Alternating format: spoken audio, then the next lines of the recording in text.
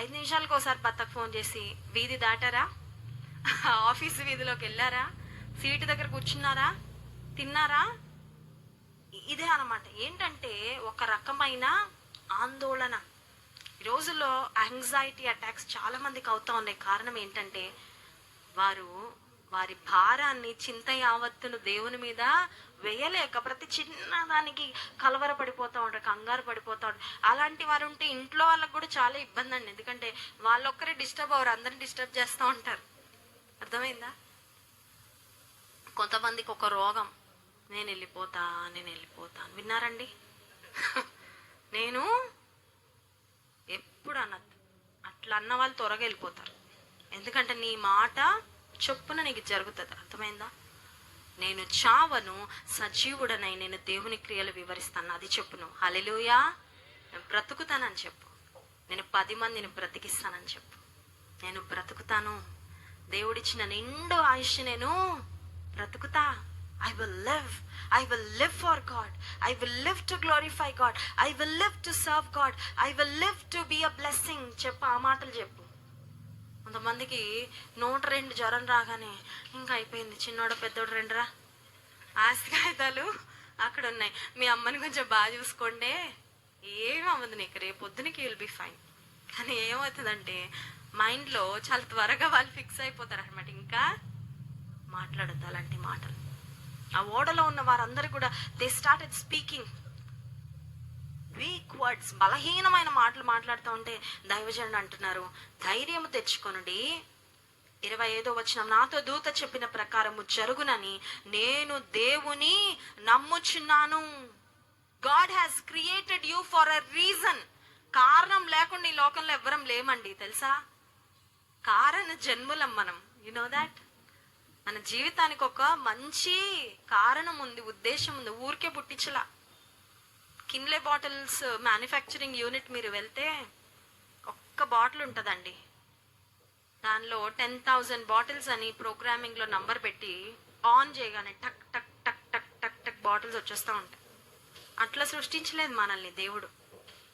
ఈ ఒక వస్తువులాగా నిన్ను నన్ను దేవుడు సృష్టించాలా. God has a unique plan for each and every one of us. మన ఒక్కొక్కరి పట్ల ఒక ప్రత్యేకమైన ఉద్దేశము, ప్రత్యేకమైన ప్రణాళిక ఉంది. ఆయన ఉద్దేశం నెరవేరే వరకు మనకి ఏమీ, ఎవ్వరు వచ్చి నిన్ను ఏం చేయాలనుకున్న ఏమీ. కొంతమందికి భయాలు ఎక్కువ అండి. ఇంటి ముందు కొంతమంది ఉదయం లేసేసరికి నిమ్మకాయలు చూసారనుకోండి, నిమ్మకాయలు చూడగానే మొదలవుతుంది టెన్షన్. ఏదో మా వెస్లీ గారు చెప్తా ఉంటారు ఒక మాట, ఇంటి ముందు నిమ్మకాయలు కనబడితే అవి లోపలికి తెచ్చి బాగా కడుక్కొని నిమ్మకాయ జ్యూస్ చేసుకొని తాగేయండి అని. అర్థమైందా? ఏం చేయవు అవి, ఏమైనా చేస్తాయా? నువ్వు దేవుని చేతిలో, సర్వశక్తిమంతుడైన దేవుని చేతిలో నువ్వు ఉన్నంత కాలం నీ వెంట్రుకను కూడా ఎవరు పీకలేరు. హల్లెలూయా. నిన్నెవరు ముట్టుకొని కూడా ముట్టుకోలేరు. ఎందుకంటే దేవుడు చెప్తున్న మాట, నిన్ను ముట్టిన వాడు నా కనుగుడ్డును ముట్టిన వాడని ఎంచుతానన్నాడు. హల్లెలూయా. కనుగుడ్డును మనమన్నా ముట్టనిస్తామండి? చేతులు షేక్ హ్యాండ్ ఇస్తామేమో, భుజం మీద చెయ్యి వేయనిస్తామేమో, కంటి లోపల ఎవరైనా ముట్టుకొనిస్తామా? వీడెవర్ అలా వెంటనే కను క్లోజ్ చేసేస్తాం కదా, ఎవరికి అంత ఛాన్స్ ఇవ్వం. దేవుడు అంటున్నాడు, నిన్నెవరైనా ముట్టుకుంటే నా కనుగుడ్డును ముట్టినట్లు నేను. ఎందుకు భయపడుతున్నావు? ఎందుకు కలవరపడుతున్నావు? ఎందుకు కృంగిపోతున్నావు? ఎందుకు మరణాన్ని గురించిన ఆలోచనలు నీకు ఎక్కువ వస్తా ఉన్నాయి? ఎందుకు మరణించాలని నువ్వు ఆశపడతా ఉన్నావు? నో, దేవుడి జీవితాన్ని ఇచ్చింది ఎందుకంటే జీవిత తుఫాన్లో చిక్కుకొని నువ్వు మునిగిపోవాలని కాదు. 3 తుఫాన్లో మీరు చూడండి, ఒక్క తుఫాన్లో కూడా దేవుని బిడ్డలు మునిగిపోయి చచ్చిపోలే. హల్లెలూయా. నీ జీవితంలో సమస్యలు ఎందుకు వస్తున్నాయి తెలుసా? మొట్టమొదటిగా అయితే యోనా వలె అవిధేయత వలనైనా అవిధేయతకు పర్యవసానంగా బుద్ధి చెప్పడానికి, దేవుని వైపు తిప్పడానికి వస్తున్నాయి.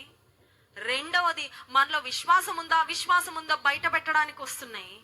మూడవది, నేను ధైర్యం తెచ్చుకొని దేవుని మీద ఆధారపడి దేవుని చిత్తాన్ని నెరవేరుస్తూ ముందుకు సాగడానికి సాక్షార్థంగా వస్తున్నాయి తప్ప ముంచడానికి మాత్రం తుఫానులు రావు. కలవరపడద్దు.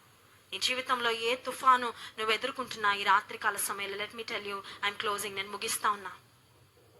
ఎటువంటి సమస్యలు నువ్వున్నా, అది కుటుంబ సమస్య అయినా, ఆర్థిక సమస్య అయినా, ఆరోగ్య సమస్య అయినా, నీ వ్యాపారంలో సమస్య అయినా, నీ సమస్యలన్నిటికన్నా నీ దేవుడు చాలా గొప్పవాడు, నీ దేవుడు చాలా అధికుడు. Hallelujah. God is so big, so huge, he can handle anything and everything for you. సృష్టిని దేవుడు శాసించడండి, ఎందుకంటే సృష్టి మీద సర్వాధికారం ఆయనకి. ఈ ప్రపంచంలో ఆయనకి సర్వాధికారము. రోగాలు ఆయన మాట విన్నాయి, సృష్టి ఆయన మాట వినింది. తుఫానును ఆయన గద్దించాడంట, అంతే. మన కుక్కను గద్దిస్తే అది మొరగడం ఆపుతుంది, కానీ తుఫాను ఆగంటే ఆగుతుందా? కానీ దేవుని మాట విన్నది తుఫాను. You know why? సృష్టిని శాసించగలిగిన దేవుడు సృష్టిని ఆయన సృజించాడు కాబట్టి ఈ సృష్టి అంతా ఆయన అధికారానికి లోబడింది. సర్వ